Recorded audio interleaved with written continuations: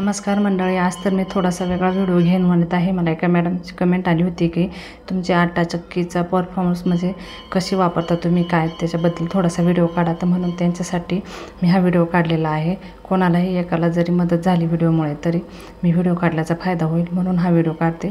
तर चला आपण आज आटा चक्की म्हणजे माझी गिरण आहे ना दळण दळण्याची, त्याच्याबद्दल सांगणार आहे। तर इथे मी 4 प्रकारचे दळण एका दिवशी दळत असते।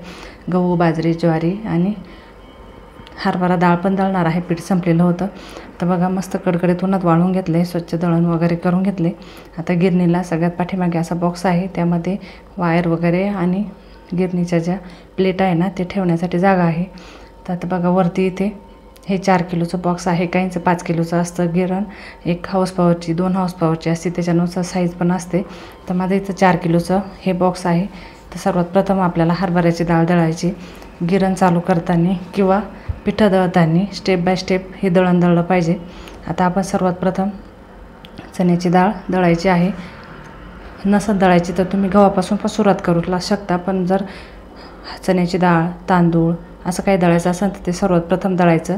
त्यासाठी 1 नंबरची चाळणी लावायची आहे, त्याने एकदम बारीक पीठ येतं। तर बघा हे असं स्वच्छ करून ठेवायचं। दळण झाल्यानंतर ही त्याची पिशवी, ह्या चाळणी, तो डबा, कारण जर असं स्वच्छ करून जर नाही ठेवलं ना तर जाळी लागते, याच्यामध्ये जाळीसुद्धा होता, आळी होती, त्यामुळे सर्व क्लीन करून ठेवायचं। तर बघा एवढ्या जाळ्या आहे माझ्या गिरणीला 5 ते 6। तर ही 1 नंबर 2 नंबर ह्या 2च जास्त वापरल्या जातात। ही 3 नंबर जी आहे ना थोडासा बारीक रवा निघतो आणि ह्या नंतरच्या तर वापरलेल्याच नाही, त्याची काही गरज येत नाही आणि जास्त भरड निघते, पण आपल्याला काही गरज येत नाही त्याच्यामुळं लावायची गरज येत नाही। पण सगळ्यात जास्त 1 नंबर आणि 2 नंबर वापरली जाते। आता ह्या ज्या बाकीच्या आहे ना ह्या बॉक्समध्ये ठेवणार आहे आणि त्या पाठीमागे जो गिरणीच्या मागे बॉक्स दाखवला ना त्याच्यामध्ये ठेवून द्यायच्या, म्हणजे जास्त पसारा किंवा इकडे तिकडे वस्तू पडत नाही। आता मी चण्याची डाळ दळणार आहे, त्यासाठी 1 नंबरची चाळणी लावायची, कारण चण्याची डाळ, तांदूळ आपल्याला एकदम बारीक हवं असतं ना, त्यासाठी एकदम 1 नंबरची चाळणी लावायची, म्हणजे एकदम बारीक विकतचं पीठ भेटतं ना तसं पीठ तयार होतं। आता ही 2 नंबरची चाळणी आपण गव्हासाठी लावणार आहोत। आता जो आपण कपडा वगैरे सर्व धुवून ठेवलेला आहे ना ते पुन्हा तसंच लावून घ्यायचं। कपडा उलटा करायचा आणि त्या रिंगला ते इलेस्टिक लावून घ्यायचं। बरं हे इलेस्टिक रिंगचं आणि गिरणीला जो लावतो ना ते एकदम व्यवस्थित लागले की नाही ते बघायचं। तर साईडला कुठे जर थोडंसं असं हवा म्हणजे जागा जर राहिली ना तर त्यातून खूप पीठ बाहेर येतं आणि खूप पीठ उडतं, त्यामुळे हे इलेस्टिक आणि हे रिंगचं इलेस्टिक व्यवस्थित लागले की नाही त्याची डबल टिबल खात्री करून घ्यायची। बघा आपलं कापड पण लावलं गेलं आहे मस्त। आता ही रिंग ह्या डब्याला हे 4 क्लिप आहे ना त्या अशा मस्त अटॅच करून घ्यायच्या आणि झाली आपली गिरणी रेडी। वर आपण चण्याची डाळ पण घातली आहे आणि आता गिरणी चालू करूया। गिरणी चालू झाली का असा आवाज येतो आणि दळण संपलं का ती सायरन देते आणि मग तसं सायरन झाल्यानंतर आपण गिरणी बंद करायची, तोपर्यंत गिरणी बंद करायची नाही। बघा चण्याच्या डाळीला वेळ लागत नाही, कारण त्याला टरफले वगैरे नसताना, त्यामुळे ती पटकन होती। जेवढे जाड टरफले राहिले ना तेवढा वेळ दळण दळण्यासाठी लागतो। तर बघा दळण झाल्यानंतर ह्या क्लिपा काढून घ्यायच्या डब्याच्या आणि इथे ना वरतीची चाळणी लावलेली आहे ना तिथं हाताने थोडंसं पीठ वगैरे अडकलेलं असतं ना ते काढून घ्यायचं। तर आपली चण्याची डाळ मस्त अशी दळून झाली। आता मी इथे 1 किलो डाळ दळली आहे, जास्त असते तर अजून वेळ लागला असता, पण एक 5-7 मिनटामध्ये दळून होते आणि एकदम मस्त असं विकतचं पीठ भेटतं ना तसं पीठ आपलं तयार झालं आहे। आता आपल्याला ही जाळी बदलून घ्यायची। तुम्ही जर तांदूळ दळायचं असेल तर ह्या 1 नंबरच्या चाळणीने दळायचं, कारण तांदूळ पण एकदम बारीक हवं असतं तांदळाचं पीठ। तर बघा हे पीठ वगैरे जे आहे ना थोडंफार आता दळण दळतो म्हणल्यावर थोडंसं पीठ मिक्स होतं किंवा पीठ वगैरे सांडतं। आता मोठ्या गिरणीमध्ये दळायला गेलं तरी तिथंसुद्धा की डबेचे डबे भरलेले असतात पिठाचे। आता हे पीठ आपलं खराब नाही आहे, आपण हे यूज करू शकतो, त्यामुळे ते सगळ्या शेवटी मी सांगणार आहे।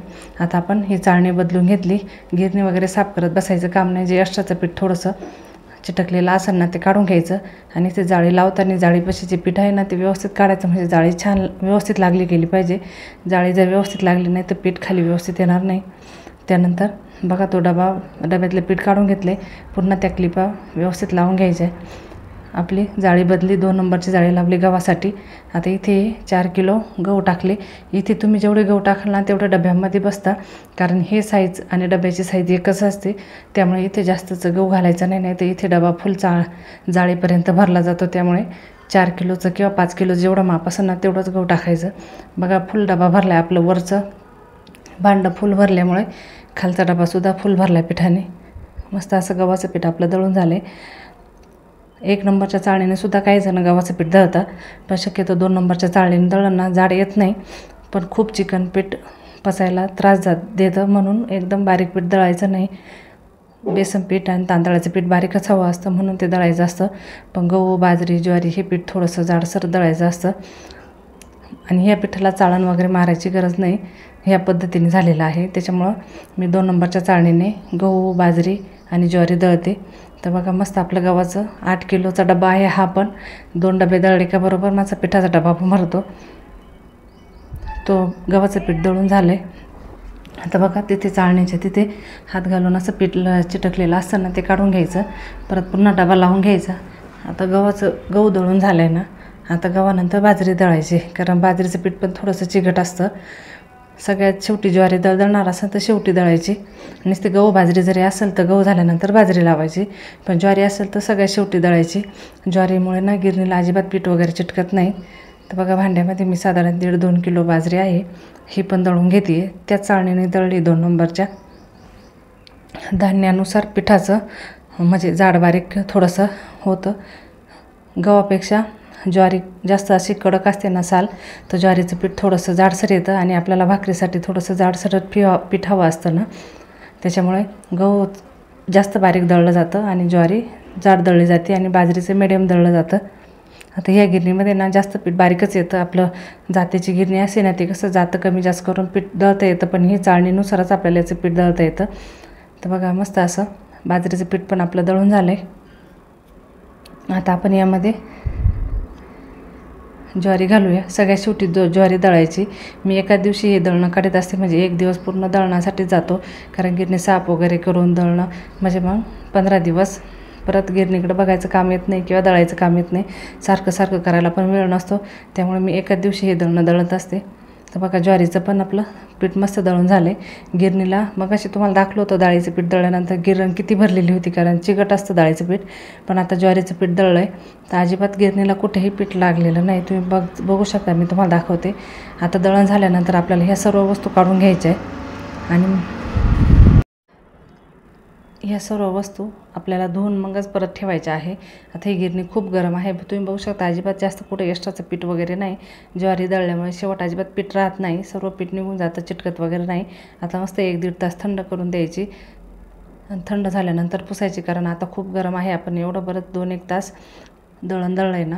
गिरणी खूप गरम आहे, त्यामुळे लगेच आपल्याला साफ करता येणार नाही. त्यानंतर कपडा, ते रिंग, डबा, हे सर्व जाळी ते सर्व धुण्यासाठी टाकायचे. धुवून स्वच्छ करून मग ठेवायचं, म्हणजे मग 15 दिवसात त्याला अजिबात अशी जाळी वगैरे किंवा आळी होत नाही. त्यानंतर थंड झाल्यानंतर हा ब्रश त्यांनी दिलेला असतो, त्या ब्रशने मस्त साफ करून घ्यायचं. जिथे जिथे तुम्हाला पीठ दिसेल ना तिथं सर्व आधी ब्रशने साफ करून घ्यायचं आहे. आणि ह्या गिरणीची ना स्वच्छता जर ठेवली तरच व्यवस्थित राहते, नाही तर ह्या गिरणीलासुद्धा म्हणजे आपलं असं पाकळी, जाळी, आळी लागू शकते. त्यामुळे एकदम स्वच्छता ठेवणं गरजेचं आहे. ब्रशने पीठ काढल्यानंतर असा एक कॉटनचा कपडा घ्यायचा आणि त्याने पुन्हा पुसून घ्यायचं, म्हणजे कपड्याला सर्व पीठ व्यवस्थित पुसून येतं, म्हणजे पीठ अजिबात गिरणीमध्ये राहत नाही. आपण म्हणतो ना, जेवढं काम आपण सोपं करायला जातो तेवढं काम वाढतं. पण आता बाहेर दळायला जायचं नाही म्हणल्यावर काम कमी होतं, पण मग घरी हे गिरण पुसणं वगैरे साफ करणं ते काम वाढतं. पण कुठलं तरी एक आपल्याला ॲडजस्ट करावंच लागेल ना. पण घरी जर असले ना, पाहिजे तेव्हा पाहिजे तसं दळण आपण दळू शकतो आणि ताजं पीठ आपल्याला लगेच मिळू शकतं. आणि आपण घरी दळल्यामुळे स्वच्छता वगैरे आपण आपल्या हाताने व्यवस्थित करतो, त्यामुळे आपलं पीठसुद्धा व्यवस्थित राहतं. तर बघा अशी एक काडी घ्यायची. ही प्लॅस्टिकची काडी आहे, ही पण इथे मी गिरणीपाशी ठेवलेली आहे, कारण काही ठिकाणी हात वगैरे जात नाही. मग असं पीठ काढायचं राहिलं ना, मग त्या काडीचा उपयोग होतो. आणि हे पीठ सर्व डाळीचं, ज्वारीचं, गव्हाचं, बाजरीचं दळलं ना, ते जे गिरणीत खाली सांडलं होतं ना, ते गोळा करून ठेवले. ते चाळणी मारून तुम्ही थालीपीठमध्ये किंवा कोथिंबीर वडी कशामध्ये घालू शकता, किंवा बाजरीच्या पिठामध्ये घालून सुद्धा भाकरी करू शकता. अजिबात वाया काही जात नाही किंवा वेस्ट जात नाही. तर बघा काडीने जिथे जिथे ब्रश जाणार नाही तिथे काडीने असलेलं पीठ काढून घ्यायचं आणि मस्त अशी पिठाची गिरणी क्लीन करून ठेवायची. असं कोपऱ्यांमध्ये पण ब्रश जात नाही ना, मग तिथे काडीने पीठ बाहेर काढायचं आणि मग कपड्याने पुसून घ्यायचं. अशा प्रकारे मी 15 दिवसातून 1 दिवस गिरणी लावते आणि असं सर्व दळणं दळून अशी स्वच्छ गिरणी करून ठेवते. अशी स्वच्छ करून ठेवली का मग अजिबात खराब वगैरे होत नाही. आणि तरी पण तुम्हाला जर तुमच्या गिरणीला असे जाळी वगैरे लागत असेल ना, ते कापूरची वडी यामध्ये अशी फोडून ठेवायची. कापूरच्या वासामुळे सुद्धा यामध्ये जाळी वगैरे होत नाही. तर बघा मस्त अशा आपले 4ही प्रकारचे दळणं मस्त दळून झाले. मस्त थंड करून घ्यायचे आणि मग आता हे तर गव्हाच्या पिठातच डब्यातच भरलेलं आहे. हे थंड झालं का मग झाकण लावायचं आणि बाकीच्या डब्यामध्ये भरून ठेवू शकता. बघा मस्त असे धान्यानुसार आपलं मस्त पीठ तयार झाले. बेसन पीठ एकदम मस्त बारीक झाले. बाजरीचं पीठ थोडंसं जाडसर आहे आणि ज्वारीचं त्याच्याहून जाडसर आहे. हे पिठाला अजिबात गरम पाणी वगैरे करायची गरज येत नाही. एकदम गार पाण्यातसुद्धा मस्त अशी ज्वारीची भाकर थापली जाते. चला तर मग तुम्हाला हा व्हिडिओ कसा वाटला मला नक्की कळवा. व्हिडिओ पाहिल्याबद्दल धन्यवाद.